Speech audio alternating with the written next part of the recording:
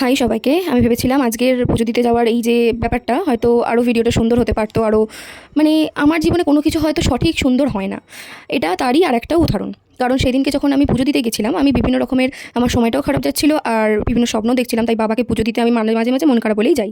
কিন্তু সেদিনকে ঘটে গেল একটা ঘটনা। মা আমি যেখানেই যাই সেখানেই অল্প অল্প ভিডিও করে, যেখানে বারণ করে বা যেখানে বারণ লেখা থাকে সেখানে ভিডিও করে না।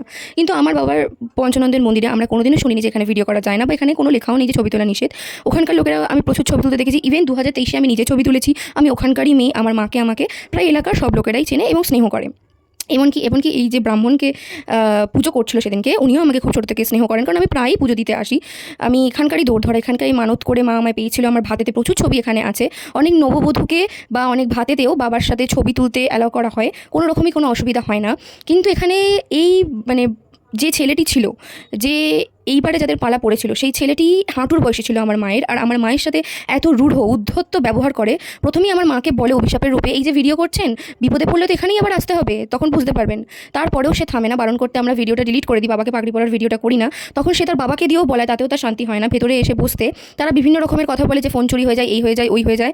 অথচ তারা আমাদের সামনেই অন্যজনদেরকে বলতে থাকে যে আচ্ছা আপনি আসতে পারবেন না, ধুতিটা পরিয়ে বাবার ভিডিও কলে দেখিয়ে দেবো বা ছবি দিয়ে দেবো। সেই ছেলেটি এতটি অসভ্য ব্যবহার তার, এতটাই মানে কি বলবো, আর আমি কিছু ভাষা নেই আমার। এতটুকু ছেলে কীভাবে এরকম কথাবার্তা হয় আমি জানি না। আমার মাকে বলছে, খুব চালাক মনে করেন না নিজেকে, খুব চালাক মনে করো নিজেকে, আমাকে দেখে ভিডিও সরিয়ে নিচ্ছ। এদিকে আমার মা জাস্ট এইটুকু চেয়েছিল, যেখানে বাবা আমাদের এত প্রিয়, বাবা যাতে আর একটু জনপ্রিয় হয় বা সবাই মিলে তার বিষয়ে আমরা অনেকে দেখতে পারি, জানতে পারি। জাস্ট এইটুকু ব্যাপার নিয়ে এত বড় ঘটনা ঘটে যাবে আমি ভাবতেই পারিনি।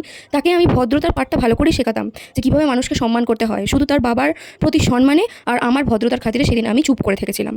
সঠিক কতটা সঠিক সেই নিয়ে আমি কিছু বলতেই চাই না, কে ঠিক কে ভুল সেটা তো বাবার কাছেই আমি ছেড়ে দিলাম। কিন্তু একটা মানুষ কীভাবে মানুষের সাথে মানুষের মতো ব্যবহার করবে, আজকালকার দিনে মানুষ সেটা কীভাবে ভুলে যাচ্ছে আমার সত্যিই জানা নেই। আমি অন্তত আমার কোনো বয়োজ্যেষ্ঠকে মানে জ্ঞানত অবস্থায় এরকম কোনো কথাই বলতে পারবো না যাতে সে অপমানিত বোধ হয়, তার কষ্ট লাগে। আমার মায়ের সেদিন ভীষণই কষ্ট লেগেছিল। আমি জানি না সে কেন এরকম ব্যবহার করছিল। পরে যেহেতু তার বাবা এবং সে বলে যে আমাদের ভুল হয়ে গেছে, এভাবে বলা উচিত হয়নি, তাই জন্য আমি জাস্ট চুপ করে থেকেছিলাম। পরে আমি অবশ্য শুনেছিলাম সেই ছেলেটি সবার সাথে বয়োজ্যেষ্ঠর সাথে এরমই ব্যবহার করে।